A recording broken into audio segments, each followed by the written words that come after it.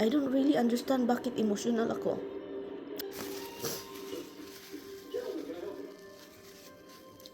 This is about mga loves. What's going on sa mundo ngayon, and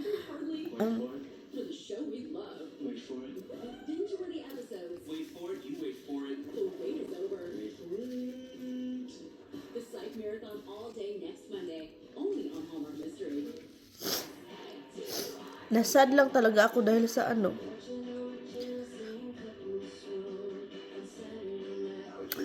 wait.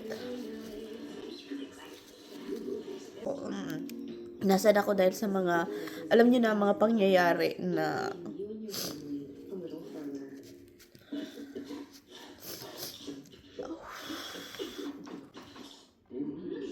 buti nandun si Tami sa labas.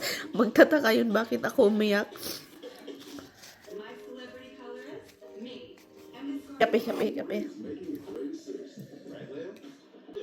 Bakit naman gusto ko na magsalita.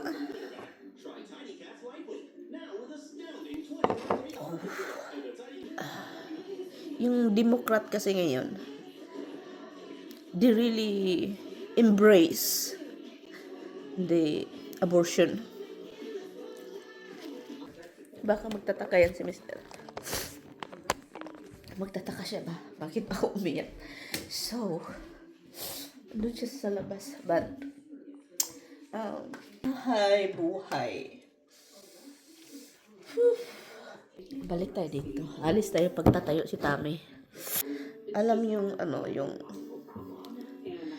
ang daming bata na walang muwang na ginawa sila and then they killed.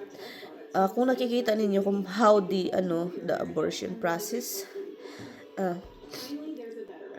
they cut it in pieces, mga loves, para siyang clips, pinasok sa ari, and then kinuha ko yung paa, yung parang dismantle yung fetus na may mga paa na yung kinuha, para siyang nagkuha ka ng manok ba na natanggal yung liig, sobrang sakit tignan, and doktor na ang nagturo kung paano magkuha ng mga baby na mga ganon, lalo na kapag sobrang laki na.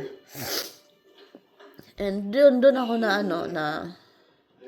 sobrang siya, mga loves, heartbreaking to see the process. And also they really did attack the babies dahil they're God's angel. They're angel.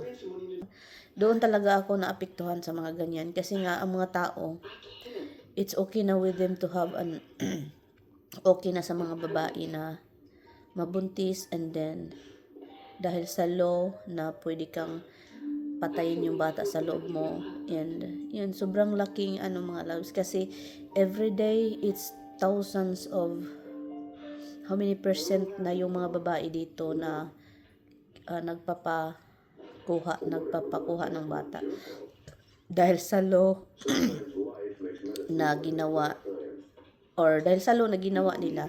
Sa mga pangyayari sa politics, it's very dirty kahit saan kang magpunta.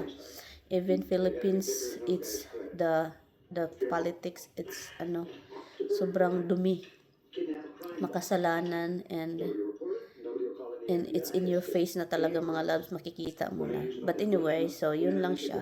Doon talaga ako naapektuhan, kasi nga yung iba gustong, hindi lang ako yung iba is gustong magka-baby, pero yung iba it's very easy to buntis and then laglag, buntis, laglag. Hi, hon. I'm doing that laundry thing. Don't even start. Don't do the laundry. Hi. Hala, I don't, Tommy. Don't even do anything. Hi. Hala, I don't, Tommy. But you see the lemon juice, it helps a little bit. Kalay, sa kinabuhi. I've been crying, love.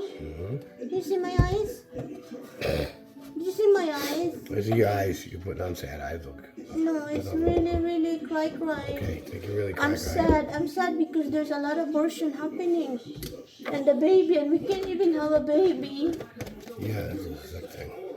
It's even more sick because you see what happened recently. Don't breathe and don't talk. Baby, hello?